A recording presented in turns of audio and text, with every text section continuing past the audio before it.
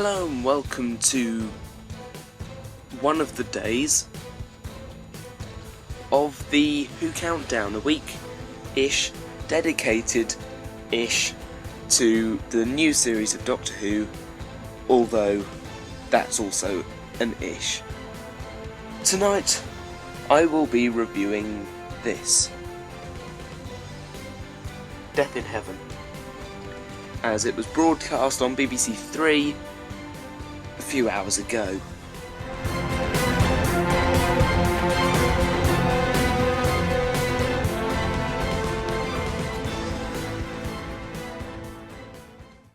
Firstly, read the sign. If you haven't watched the episode, there will be spoilers ahead. I don't want complaints. Right, now that all those who haven't watched it are now going to watch it, here is, for you that have already watched it, my review of Death in Heaven, and you are looking at the Radio Times poster that was made and released the Friday before the episode was first broadcast back in November, I do believe. Basic info. Death in Heaven was the 12th episode of Series 8, Peter Capaldi's debut series. Michelle Gomez and Samuel Addison starred alongside Jenna Coleman. Here's a little bit of background. At the end of the last episode, we saw that the Cybermen were now all over London, and that Missy was in fact the Master, regenerated into a woman. The Cybermen are from dead people, made from dead people, and Missy, or the Master, or whatever, has said that all the graves of planet Earth are about to give birth. At the very start of this episode, Clara tells the Cybermen that Clara doesn't exist and that she is the Doctor. She's basically just trying to buy some time. This sort of cool nerve is something we'll probably miss when Jenna Coleman leaves at the end of Series 9. Whoops, there goes another spoiler. I did warn you. Now, the way she deals with the Cybermen I thought was just brilliant. She doesn't get panicky, she doesn't start running off and screaming and getting shot at. She just confronts the Cybermen, tells them that Clara Oswald does not exist. I think we can safely say that this double episode is a tragedy, as the death count is 9. If you think about it, Danny Pink dies twice, 2 guards, Osgood, Missy, sort of, and others. And then there's the whole fact that the dead come back to life as Cybermen, then fly off and die all over again. There are a lot of deaths, and half the episode is set in a graveyard. Tragedy? Anybody? I think so. This is the 3rd time I've seen this episode, and do you know what? In the beginning, I thought the whole thing with Michelle Gomez as Missy was awful, it was terrible, but actually, she's starting to grow on me. As Doctor Who magazine almost put it, because they got it wrong, she's the person you love to hate, not hate to love. I mean, what was that? Killing Osgood in cold blood was, well, I hate to say it, it was the right thing to do. This is definitely the Master, there's no doubt about that. Only he/she would do that sort of thing, actually pull the trigger at point blank range and pop.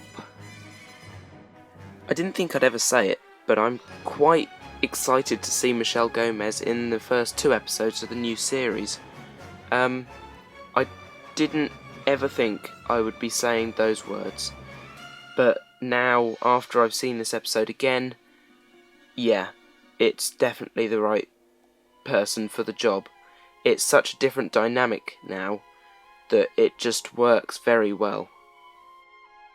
I think the banter on Boat 1 was possibly the best. This picture sort of sums it all up.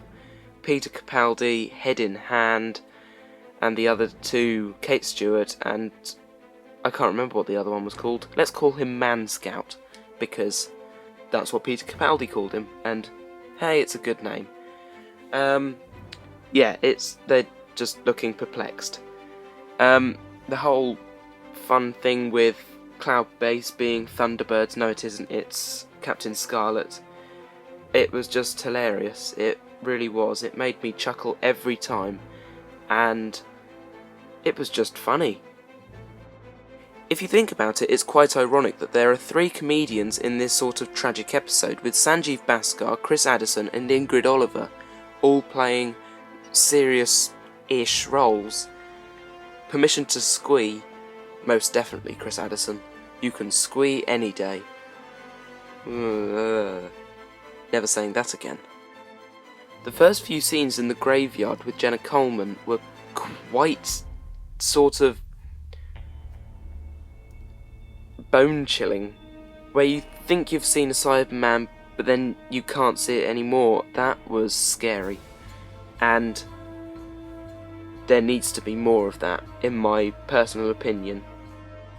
Capaldi's end of series speech was quite impressive, and I loved the writing there, Stephen Moffat, and again, it's not something I'm used to saying. I found myself thinking during the episode, this is a completely different way of bringing everything together. Instead of having lots of different clues to a final event, we had a minor clue leading to Michelle Gomez as the Master, but instead we had lots of different things bringing together the fact that Peter Capaldi is not his doctor is not a good man. It was very clever, and something we've not seen before, I don't think. This was quite a risky episode, as there were quite a few religions in the balance of, well, wrecking the fact that there is an afterlife, but I think that they've kept it so that we saw at the end Danny Pink talking through a gap somewhere, which means there is some sort of afterlife if you believe Doctor Who, and if that is your belief, I'm all for that. But no, it was a very risky episode, and I thought they did very well not to offend too many people. Giving Cybermen the gift of flight made perfect sense to me. It didn't to some people, but if you think about it, they are Cybermen that adapt to survive. Making them fly, well, it's obvious, isn't it?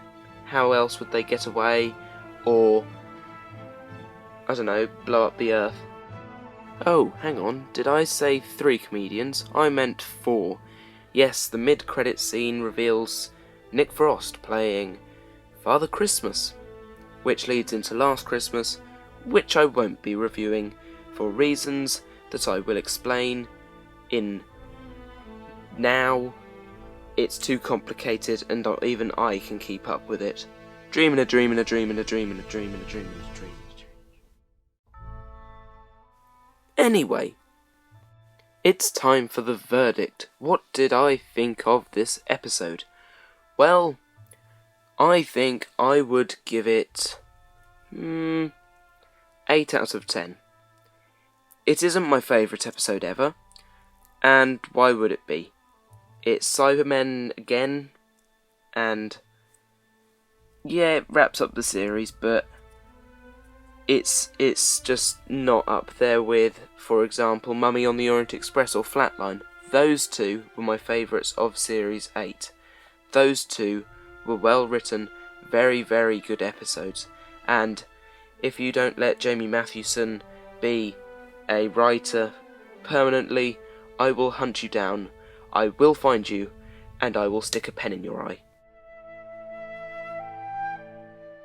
I'm joking, of course. No, I quite enjoyed it. I think if I watched it again, it's one of these ones where you have to watch it over and over and over to eventually like it. This one sort of wraps up the series, it wraps up what happened in the last episode, and most of it happens in a graveyard. But apart from that, it's okay. I think the cold-bloodedness mixed with the banter was a nice dynamic, and that made the episode work better. You can't have like a really depressing and awful topic and not have a few jokes in there. It just wouldn't work. Well, that's it for this time. See you tomorrow for my official countdown to the episode, because the episode is on tomorrow. Bye.